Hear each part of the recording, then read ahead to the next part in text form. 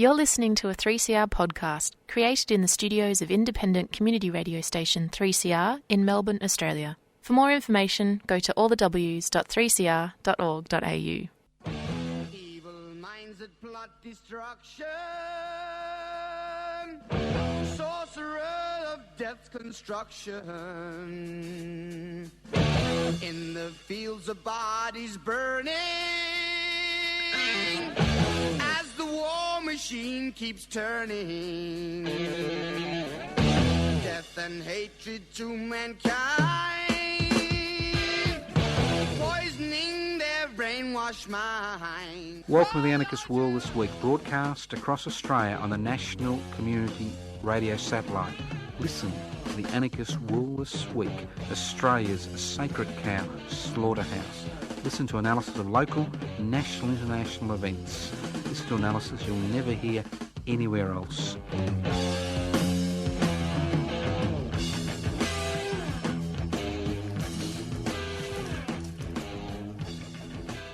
Welcome to the Anarchist World This Week, broadcast across Australia via the Community Radio Network. This program is streaming live on 3cr.org.au.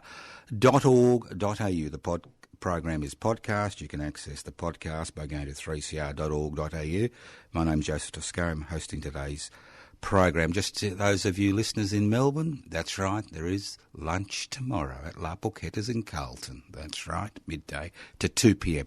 Don't turn up at 2 p.m. because we'll be gone. Well, the dregs will be there, but I'll be gone. All right, if you wonder what anarchy is all about, my name's Joseph Toscano. Just in case you want to send in the complaint, it's Toscano. Get it right. Remember, immortality is about people remembering your name. We all remember Genghis Khan, Alexander the Great. I don't know who else we remember. Adolf, it goes on and on. But if you wonder what anarchy is all about, no, it's got nothing to do with Adolf Hitler, Alexander the Great and Genghis Khan. It's the exact opposite. Anarchos means without rulers, not with rulers, without rulers. So what is the anarchist struggle? The anarchist struggle is the struggle to kneecap rulers. That's right. Not physically, but intellectually, okay? Intellectually. So how do you remove a ruler's ability to dictate the lives of billions of people? Very simple. You attack the very essence and basis of their power, and that is inequalities in power and wealth. So the anarchist struggle is the struggle to share power, devolve power, and it's the struggle to hold wealth in common and use it for the common good. So if you are involved in struggles, irrespective if they're specific struggles, issue-orientated struggles, general struggles, political struggles, inside and outside the tent, if you work up the right channels or don't work up the right channels, if you're involved in the struggle to share power and share wealth, well, I've got bad news for you. You are an anarchist, and the good news is you won't grow horns and a tail, but you will have a halo over your head. Okay, let's move on. Now, as I said before, well, those of you who've listened in across Australia, you wouldn't have heard me before when I was speaking to the Melbourne Victorian audience. This is going to be a particularly difficult program because I'll be jumping through a lot of different topics, and the whole purpose of the Anarchist World This Week is to give a anarchist libertarian analysis and try to make what seem to be complex issues easy to understand. And that's the dilemma in a 21st century society. We're always told it's a complex problem. It's complex. Little minds like yours and mine would have no hope of coming to grips with it. Well, life is very simple. It's exceptionally simple. There are people who exercise power and people who don't exercise power. People who accumulate wealth and people who are waiting for the crumbs to be brushed off the table as they try to saw a leg off the table so the whole table collapses. And that's you and me. We're the people trying to saw that leg off the table. Now, capitalist chameleon. You like that?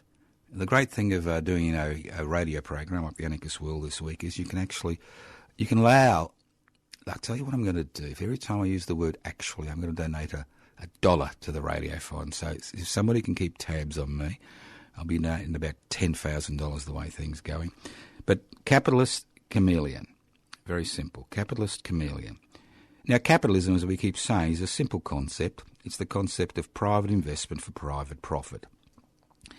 And if you don't make a profit, you die. Economically, anyway, you die. And a lot of people who don't make a profit commit suicide, and they do die. So capitalism is about private investment for private profit. Now, in Australia, we've been fighting a rearguard battle, government after government after government of all political compositions has been fighting rearguard battles to ensure that we do nothing about climate change or the climate emergency because it will lead into profits. Now, over the last 2 years, and I do read the Financial Review occasionally just to keep up to date with what the enemy is thinking, I've noticed, and you've noticed, a huge rise in green capitalism.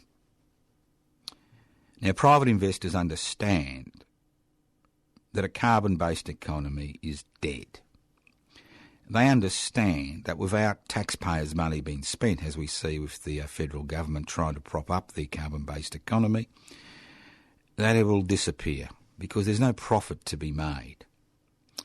And it's fascinating to see how green capitalism has become the predominant engine driver for capitalism. Now, the dilemma is there's no such thing as green capitalism or greenwash capitalism. It doesn't exist. What has brought us to this position as a species is very simple.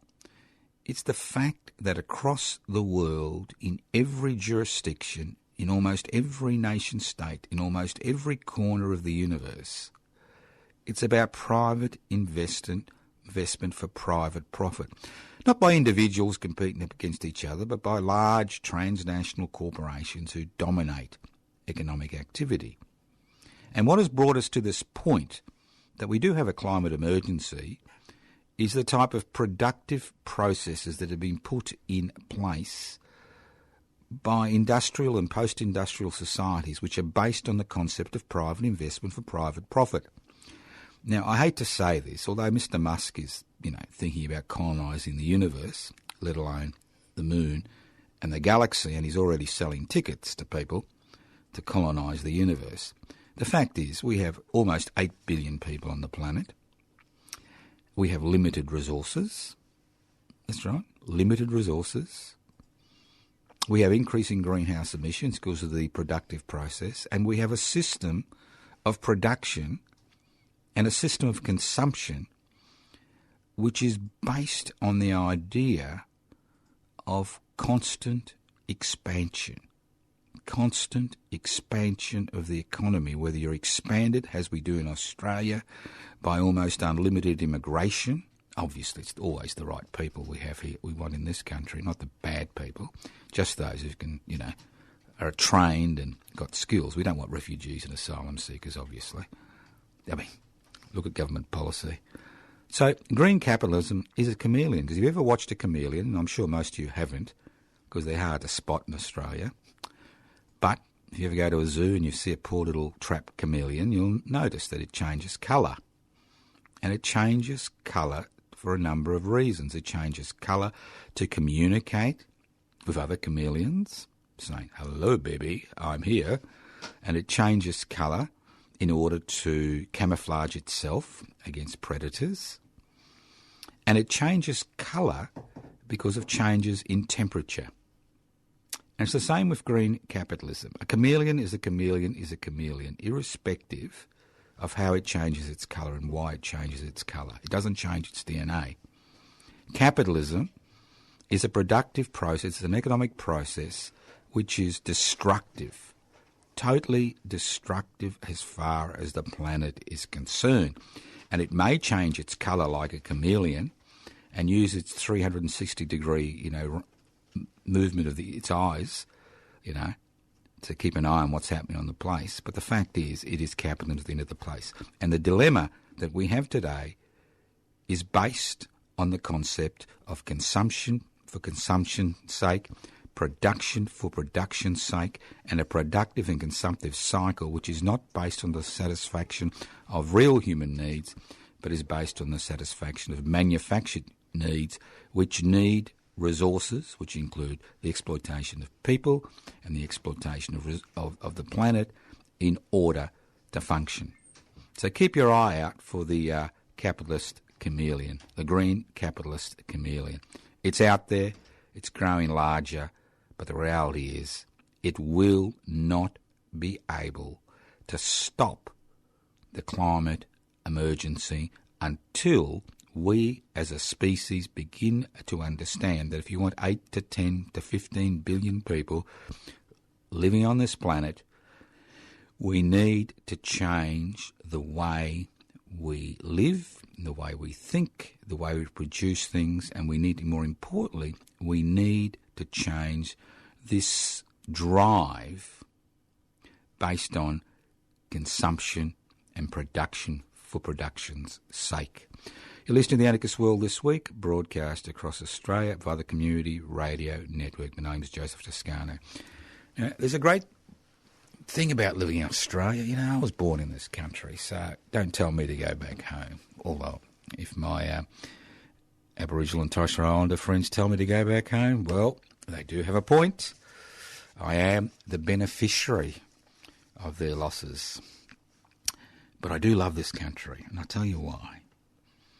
Because we have one of the most inane, ignorant, stupid, inconsequential constitutional arrangements that has ever existed in the history of the human race.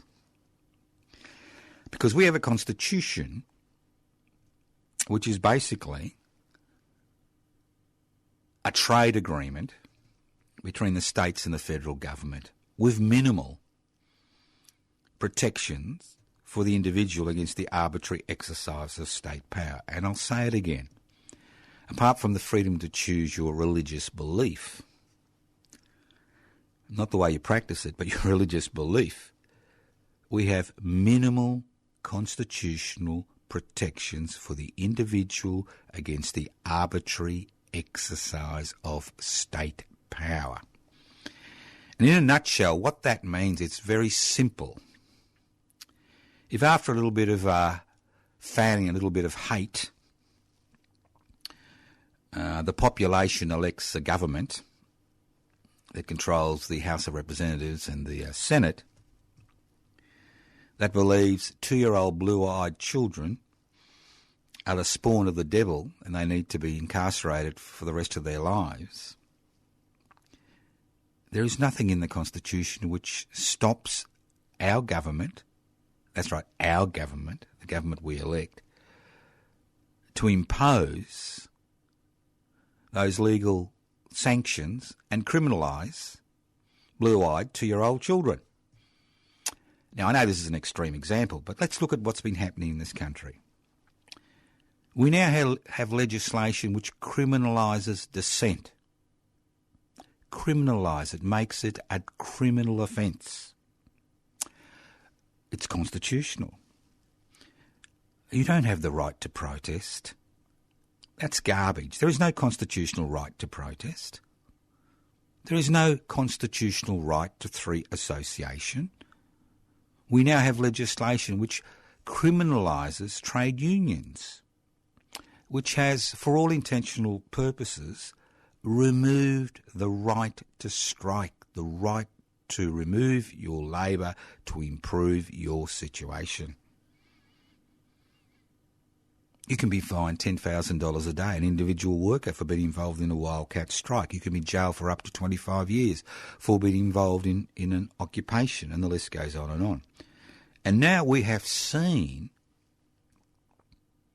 how you can criminalise citizens who are overseas. We're not talking about permanent residents or refugees or asylum seekers. We've already had those High Court challenges, and the High Court 20 years ago found that under the Australian Constitution, let's not forget, the High Court judges can only, work within what was written by the founding fathers, and it was the founding fathers, not the founding mothers in this country, found that the Commonwealth Government could jail indefinitely for life any asylum seeker or refugee they wanted. And now we're seeing, although people say it's illegal, unconstitutional, well, it's garbage, it is constitutional, we now have the situation where Australian citizens are denied the right of re-entry. Obviously, we're using a health crisis. Obviously, we don't have the quarantine facilities which are up to scratch. But again, that lack of protection for the individual from the arbitrary exercise of state power in our constitutional arrangements mean that we can criminalise citizens. Now, if you think this is something new, cast your mind back to the widows and children of Australian Islamic state fighters who went across to the Middle East on a little jaunt, dragged their wives with them, in the majority of cases unwilling, obviously the worst unwilling, majority of cases unwilling, had children, died on the battlefield for who knows what, some, medieval interpretation of the Quran, and now their wives and children, who are Australian citizens, are denied entry. And they've been criminalised, not because of the activities they've been involved in, because they've been associated with people who, under our legislation, were involved in criminal activity. So don't tell me there are any protections in the Australian Constitution. Don't tell me the fact that Indian citizens have been denied entry for 2 weeks, not 2 to 3 years, like Islamic State widows and children. Don't tell me we have constitutional protections for the individual.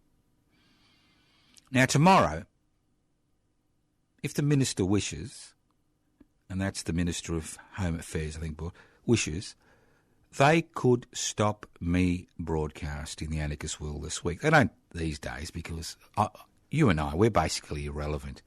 We're about 0.00001% of the population. And everybody else is, wants the dream, the new car, the new house, the holiday, the boat. I mean, people listening to this program, we're not attracted to that. But we're no threat. We're no threat. Maybe intellectually we're a threat. But no, we're no threat to the status quo. So they allow people like you and me to continue our existence. But let's not forget that historically we have seen organisations like the Anarchist Media Institute banned in this country. During the First World War, when the industrial workers of the world were at the forefront of the anti-conscription struggle, they were banned, their members were jailed, their assets were removed. The Minister for Home Affairs can ban any organisation in this country he or she feels like, because they may pose a threat to Commonwealth interests. Maybe they'll be doing too much defacing of Commonwealth property with a bit of graffiti. And you can be jailed for up to 25 years for being a member of that organisation. And if you raise money for that organisation's members' defence, you can be jailed for up to 25 years. That's all constitutional, all legal. So that's the dilemma. We are the only Western power, a so-called liberal democracy, that has no protection for the individual from the arbitrary exercise of state power. Think about it. So every time there's a problem, criminalise it. Every time there's a threat, criminalise it. High Court, tick, tick, tick, tick, tick, because of the current constitutional arrangements. And don't tell me it was an accident. When the Australian Constitution was voted on, and it had to be voted on by the various colonial governments, various citizens of these colonial governments, in order to form the Federation in 1901, it was no accident that human rights were not incorporated in the Constitution, because they did have the option of following the United States constitutional arrangements and giving the individual some protection from the arbitrary exercise of state power. So if you're looking to legal challenges to prevent the Commonwealth government from criminalising dissent, criminalising trade union, criminalising citizens, criminalising 2-year-old blue-eyed children, well, don't hold your breath, because it's not there. Even as far as the question of voting was concerned and the question of freedom of speech was concerned, the High Court had to find an implied right to free speech during an election campaign. During an election campaign only, because you can't have an election without free speech. Think about it. Isn't it wonderful living in the great land of Oz, the land down under, the land which is ruled by the dream to acquire material possessions. That's what it's about, boys and girls. The more toys you have, the greater your debt, the more you work for the man and the woman. You're listening to the Anarchist World This Week, broadcast across Australia via the Community Radio Network. This program is streaming live on 3cr.org.au, and all those of you who are waiting for me to say the word actually, I haven't said it yet. Well, since I first said it. Vaccine hesitancy and COVID-19 hostages. Interesting, isn't it? Look, I've had my first AstraZeneca injection, the Australian one, and obviously I took a risk. But the risk is minimal. I have a 1 in a million chance of dying. Maybe if you're a bit younger, the chance is a little bit less from the vaccine. But if I, at my age, if I developed COVID-19 symptoms and I had no immunity to them, I'd have about a 1 in 10 to 1 in 15 chance of dying. I mean, we saw this in Victoria during the height of the breakout from the quarantine facilities where, people would, the death toll every day was increasing, and although our death toll was minimal compared to most other places in the world, you can see what happens when COVID-19 gets its tentacles in the population. So I can understand people being hesitant, especially with the type of reporting we see in this country, constant reporting. It's all about creating hysteria in the community. Hysteria. And the government response to this reporting has been abysmal in terms of its campaign in order to reassure people regarding the COVID-19 vaccine. Now, why did I have a vaccine? Why did I choose to have my first dose? Well, first of all, I'm a doctor, therefore I work with sick people. Therefore, I have a duty, right, to ensure that I don't infect the people I see, because the people I see, although I'm only work part-time now, the people I see are some of the most severely physically disabled people in this community, and if they capture COVID-19, they do have a high chance of dying. Okay, so that's my personal responsibility. The second thing is, I do have a responsibility to the people I mix with. I have a responsibility to family and friends. I have a responsibility to political colleagues. I have a responsibility to the people who come to the functions and activities that the Anarchist Media Institute organises. I have a responsibility to those who come to the dinners, those who come to the public interest before corporate interests campaigns. I have a personal responsibility.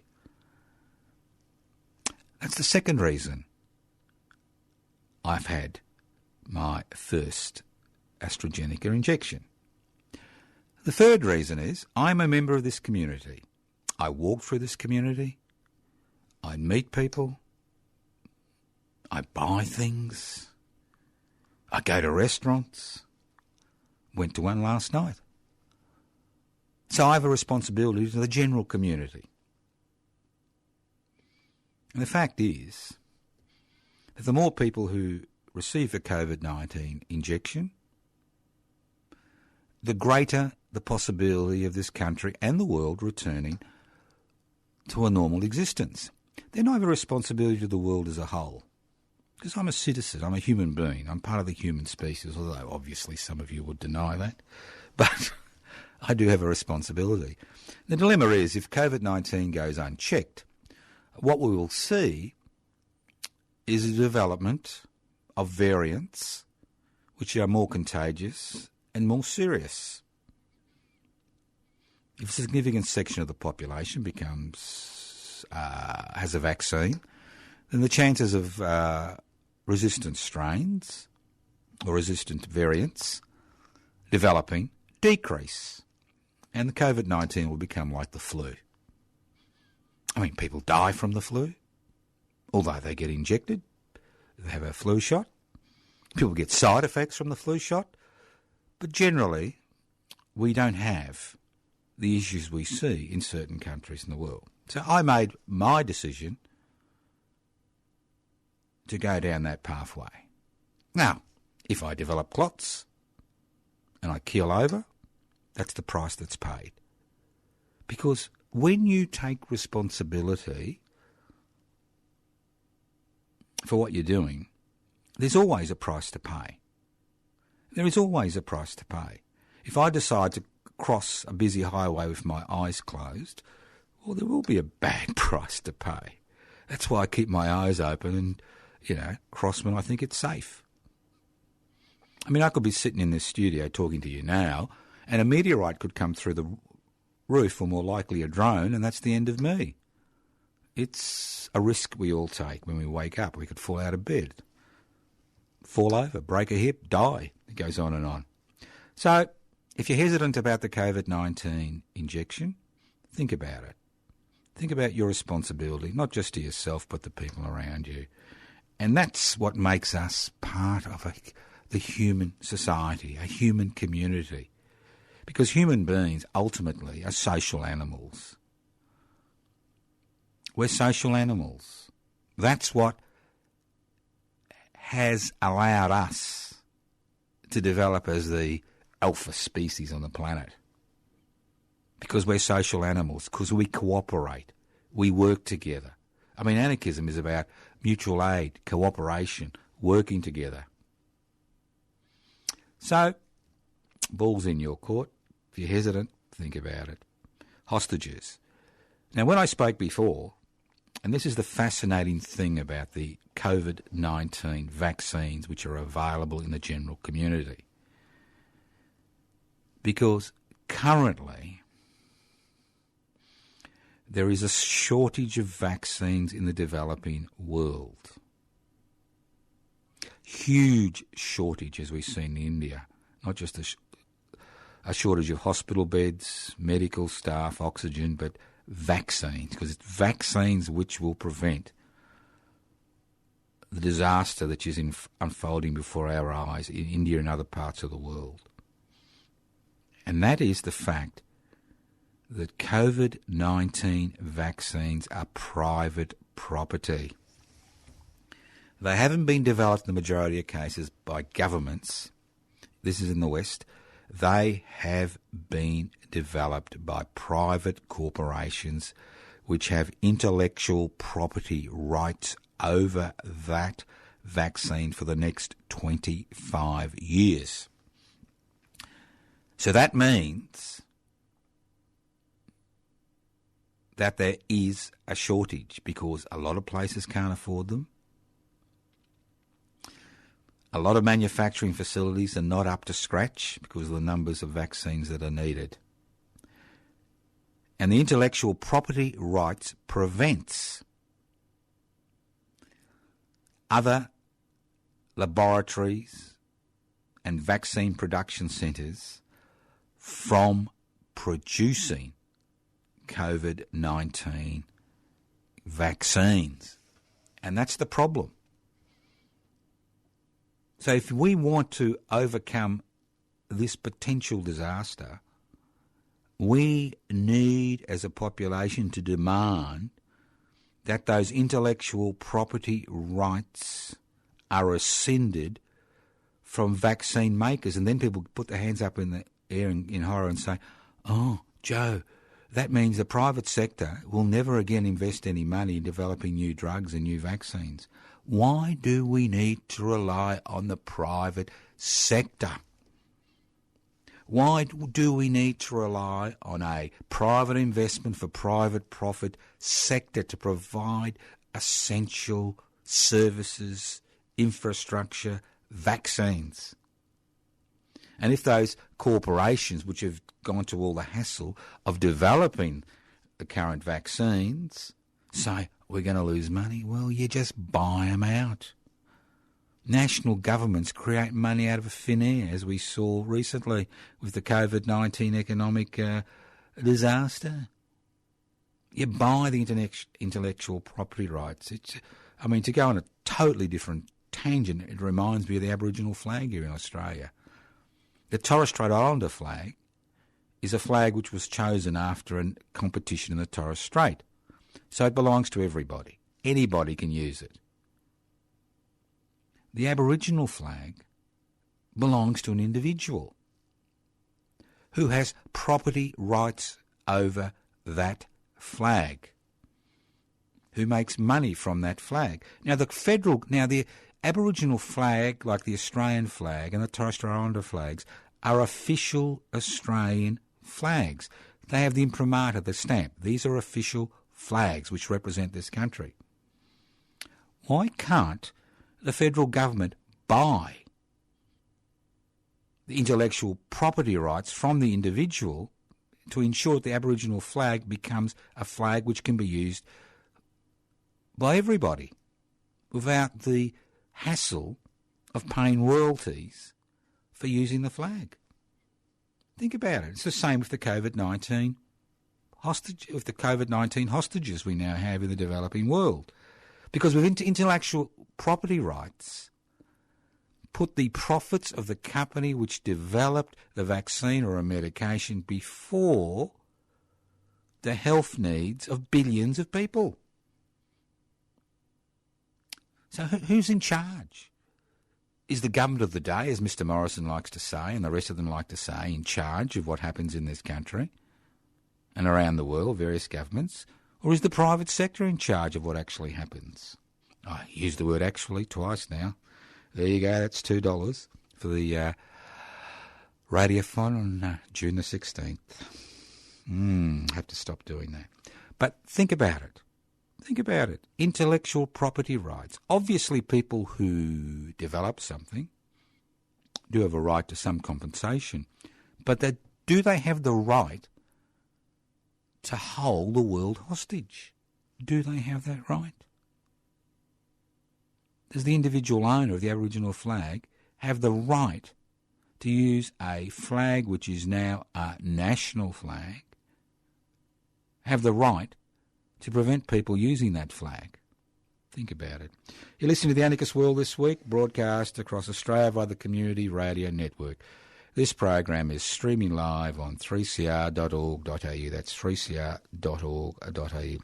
Look, those of you who listen to the program on Melbourne Radio 3CR will know that I do two other programs on 3CR. I do Radical Australia, where I interview interesting people and boring people, obviously. We interview activists, and obviously some activists like me can be very boring and some can be very exciting. And I also do a program called Talk Back with Attitude between 10 a.m. and 11 a.m. every Thursday morning with Patricia. And we take calls, we take calls. So if you want to tell me any time I use the word actually and how much I owe the radiothon, you can always ring up 039 419 8377 Thursday morning. Now here's another big issue. How do we make sense of the Middle East? Because there are some fascinating things happening. And why what happens in the Middle East has anything to do with you and me? We live in Australia, 10,000 kilometres away. And it has a profound impact, and it's been having a profound impact, and most people don't understand why it's having such a profound impact and what's happening in the Middle East.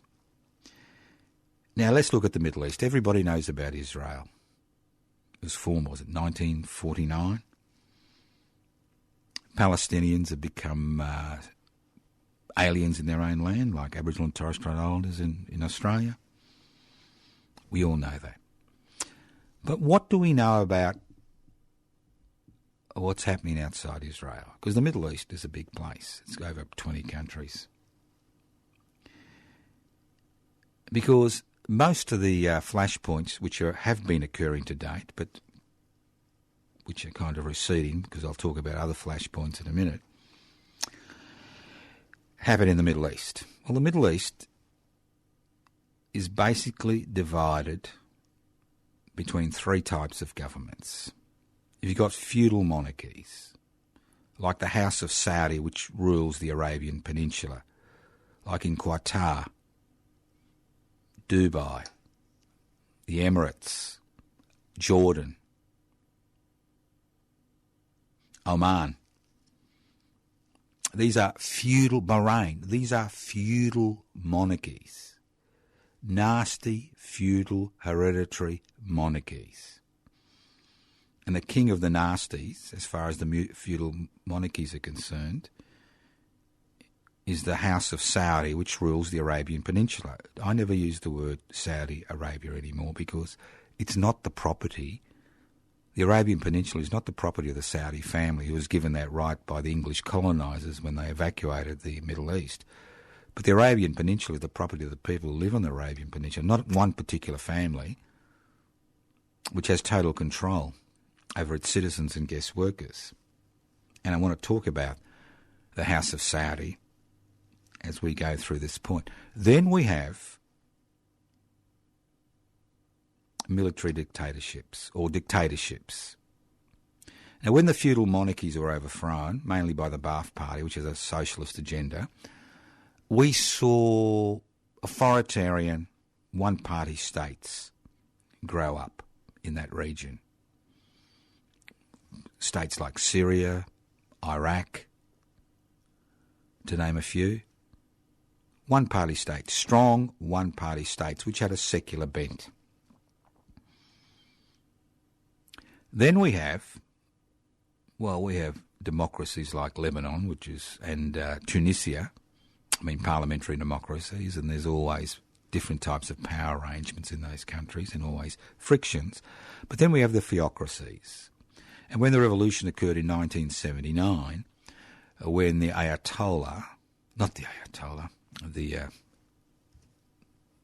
emperor of Iran, whatever he called himself in those days, who was put there by the United States government, to protect its oil supplies, when he was overthrown, we had, although there was a huge number of factions and different secular movements in that revolution, it was the religious-based people who eventually gained power. So in the Middle East, you've got this situation where on one side you've got Iran, which is a Shia-based government, and on the other end of the Middle East you've got the Sunnis, the House of Saudi, which rules the Arabian Peninsula. Okay? Now they've become proxies for the battle between the old Soviet Union and Russia and the United States. Bahrain has the biggest United States military base outside of the United States, and the main reason the Russians intervened in Syria when initially a popular uprising, then an uprising which was dominated by religious fundamentalists. Russia moved in because they have a significant naval base in Syria. Now these two groups, the Iranians and the House of Saudi, have been fighting for supremacy in the Middle East. And when you fight for supremacy in the Middle East and you're a major power, you don't fight against each other. You have proxy battles in other people's backyards. And the people who are suffering the most at the minute in these proxy battles are the people of Yemen, who've been involved in air raids, Saudi air raids, Saudi blockages of the ports. People have been dying through lack of medicines, and I'm not talking about just COVID-19. I'm talking about simple things like cholera, over 100,000 deaths, starvation, and the list goes on and on. So these proxy battles. Now, on top of this, you have to look at the role of religion, because this is a part of the world where religion plays a major influence. Now, obviously, there's other parts of the world where religious plays a major influence, but here it plays a fundamental influence. And Australia and the West, we have put our marbles in the same bag as one of the most oppressive, evil, authoritarian regimes on the planet. The House of Saudi, which rules the Arabian Peninsula with an iron fist, which uses religion as a battering ram. And if you look at most of the terrorist attacks that have occurred around the world, especially the Twin Towers, you'll notice it's the House of Saudi which has been providing the financial support for the brand of Islam, Wahhabi, which is colonising the earth. So why does it have anything to do with Australia? It's very simple. The House of Saudi has made its money through oil, and it continues to make its money through oil. But it has used these funds not just to assist its people materially, but to export its brand of Islam to the rest of the world. And that includes Malaysia and Indonesia. And if you look at what happened in Bali, with the Bali bombing, you can see the influence that the House of Saudi has on the development of the Muslim culture in Malaysia and southern Philippines and Indonesia. Huge impact. Huge impact. Changes within our lifetime we've seen in those countries. Now it gets more complex. Try to stay with me and hopefully I'll get it right. It gets more complex. Now, like any religious faith, the Christian faith is divided into sects. Tons of sects. You've got the Roman Catholic, you've got the Protestant, you've got all the Protestant sects, then you've got the happy clappers, whatever Morrison's religious people, it goes on and on, okay? It's the same in the Muslim religion. You have the Sunnis, which is the majority, about 80% of the Muslim population, and the Shia. And they've got a falling out which goes back 1400 years at the beginning of the Prophet's life. Well, at the end of his life, right? And they don't see eye to eye. And it's fascinating. About 200, the Quran is God's word in the Muslim religion. And in the Christian religion, God sent his only Son, Jesus Christ, through the Virgin Mary to bring Christianity to the world. Okay? Now, in the Muslim religion, God spoke to Muhammad, the prophet. Muhammad was illiterate. He told the people around him what God told him, and that makes up the Quran. Now, a few hundred years later, like any religious text or any text, there were many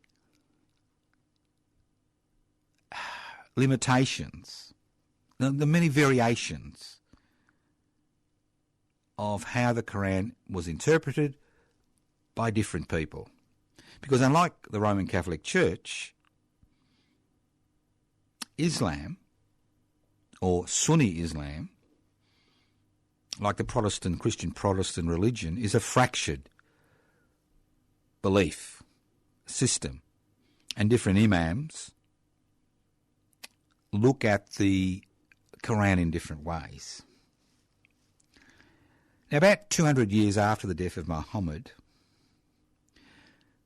a little text appeared which is fundamental to most Sunni Muslims, which is the Sahih al-Bukhari, which is a collection of the Prophet Muhammad's words and actions and his interpretation of what's in the Quran. And the Sahih al-Bukhari limits to a significant degree how you can interpret the Quran. So let's fast forward to the 21st century. And why have I gone all through this? Well, Mohammed bin Salman, the liquidator, remember the man who, the liquefier, my apologies, the liquefier, the man who ordered the liquefaction of one of his critics, Khashoggi, the journalist. Well, he is the heir apparent. When the old king, shuffles off his mortal coil, Mohammed bin Salman is going to take over the House of Saudi, which controls the Arabian Peninsula. Now, he has a problem. As the oil revenue dries up because the world changes from a carbon-based economy to an economy which is not based on carbon, the amount of money which can be collected by the House of Saudi that rule the Arabian Peninsula will dramatically decrease. So he, in order to maintain control, he needs to maintain the current living standards, and he needs to make fundamental changes on the Arabian Peninsula. But at the same time, being a feudal monarchy, the House of Saudi does not want to give up power in any form. Now, Mohammed bin Salman, the prince, the heir, made a significant statement on national television a few days ago, which is a little bit like, if you're a Christian fundamentalist, a little bit like ignoring significant parts of the Bible. And he made the statement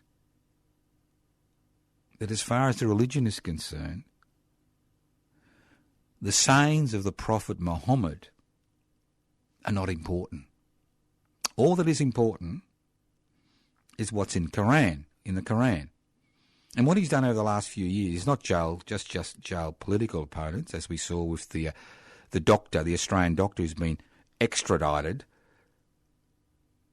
on fake charges to Saudi Arabia in the last few weeks. But we have now seen a number of religious leaders, not just Shia, which have been executed in Saudi Arabia in the last few years, but a number of Sunni religious intellectuals and imams have been imprisoned. Because in order to make significant changes and maintain the power of the House of Saudi, he needs to be able to interpret the Quran any way he believes will cement the power of the House of Saudi. This is a cataclysmic event, because what we could see is that the feud between the House of Saudi and Iran may come to an end. Fascinating. Sorry if I lost you, and sorry if I got a bit of the pronunciation wrong, but it's basically using religion or religious beliefs to maintain secular power. Nothing new in the history of the universe. We've seen it over and over again. We saw it in the West over and over again when the Christian church dominated the political discussion and dominated political power. We saw it when Henry VIII created the Church of England out of nowhere because he didn't want another wife. He had enough of them and enough mistresses. He just wanted all the property that the Roman Catholic Church had. But that's a different story. So hopefully we've made this as clear as mud, but keep your eye on the Middle East. Let's move on. Isn't it wonderful when the drums of war are beating, we wheel out the war criminals? Now, it was fascinating to see Henry Kissinger, who I thought had died years ago, turn up to the drums of war, the mass murderer, the war criminal, Henry Kissinger, who was responsible for the deaths of over 3 million Vietnamese, over 500,000 Cambodians, almost 2 million, 500,000 Laotians, almost 2 million Cambodians, the list goes on, wheeled out, telling us about the great threat from the Chinese Communist Party. It's funny, isn't it? The Chinese Communist Party has been in charge of China. It's been the Chinese government for the last 70 years. They just had their 70th anniversary in power. but they're still not considered a legitimate government, although they're into private investment for private profit by so-called Western democracies. So you listen to Mr. Morrison talk about the Chinese Communist Party, in charge of China. We never hear about the dictatorship in Myanmar or the feudal monarchy, which we support to the hilt on the Arabian Peninsula.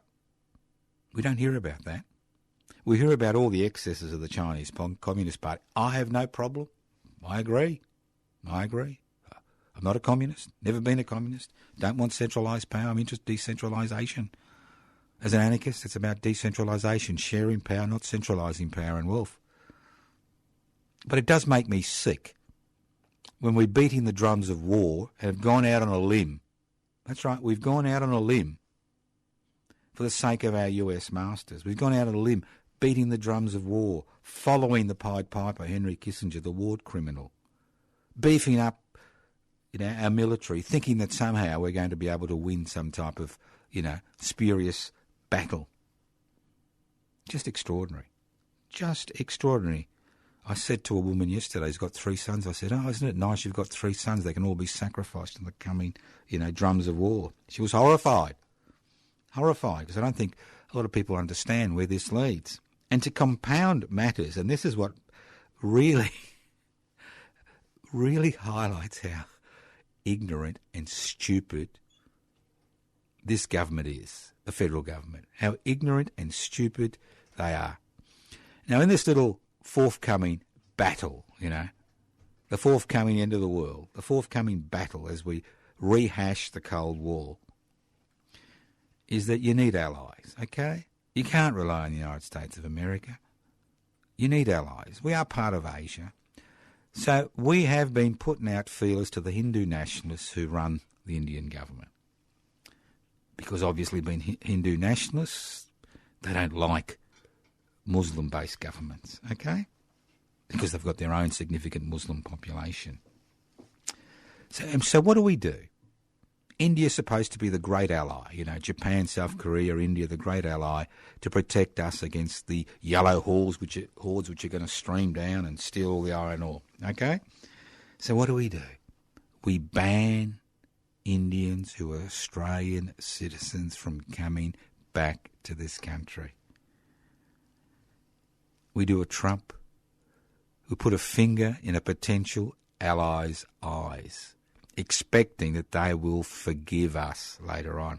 So if we want to be part of the big boys and we want to go out there, and we've been invited to the G7 is on the sidelines in Australia and South Africa, we want to be part of the big boys and girls, beating the drums of war.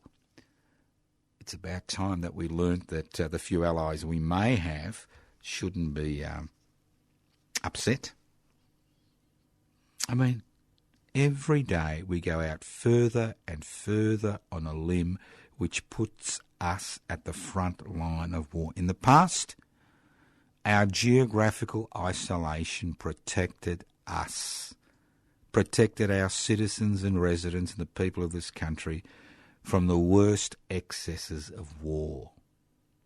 But today, in a global world which is dominated by technological innovations, to put us on the front line on some ideological battle which has very little to do with us, in order to please the United States, is ludicrous. We are playing with the lives of millions of Australians. This government is playing with the lives of millions of Australians.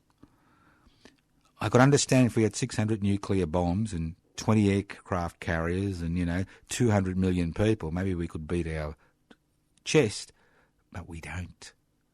We're a tiny 25 million people on the outskirts of the world. Thank you for listening to The Anarchist World this week on your local community radio station. This program is podcast. You can access the podcast by going to 3cr.org.au. My name's Joseph Toscano. I've been hosting the program. Any complaints, don't ring me, ring somebody else. You can email me at anarchistage@yahoo.com. Sorry, info@anarchistage@yahoo.com or info@pipsy.net. You can become a member of PIPSY by public interest before corporate interest by downloading the application form from pipsy.net.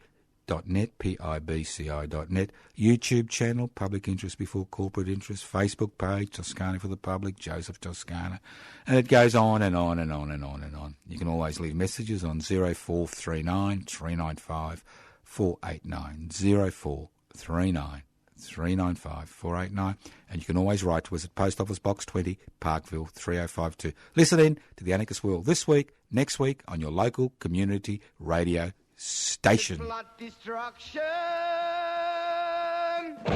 sorcerer of death's construction. An analysis you'll never hear anywhere else. Anarchist World this week. Australia's sacred cow slaughterhouse. 10 a.m. every Wednesday. Listen to the Anarchist World this week for an up-to-date analysis of local, national and international events. Poisoning their brainwashed minds. Oh, Lord, yeah.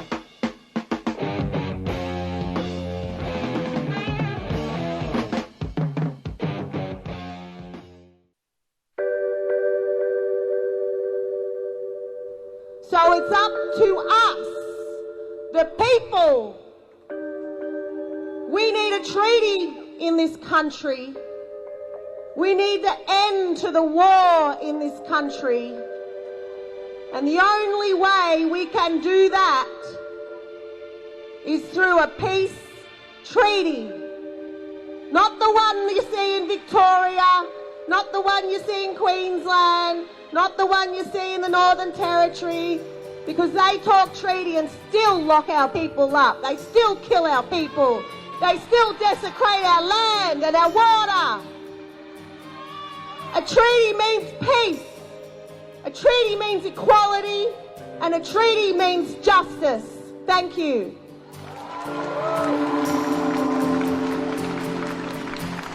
Subscribe to 3CR in 2021.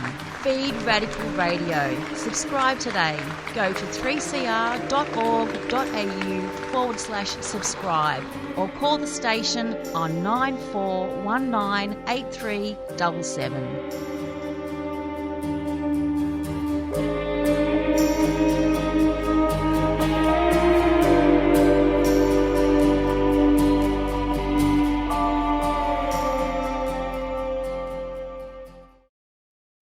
You've been listening to a 3CR podcast produced in the studios of independent community radio station 3CR in Melbourne, Australia. For more information, go to allthews.3cr.org.au.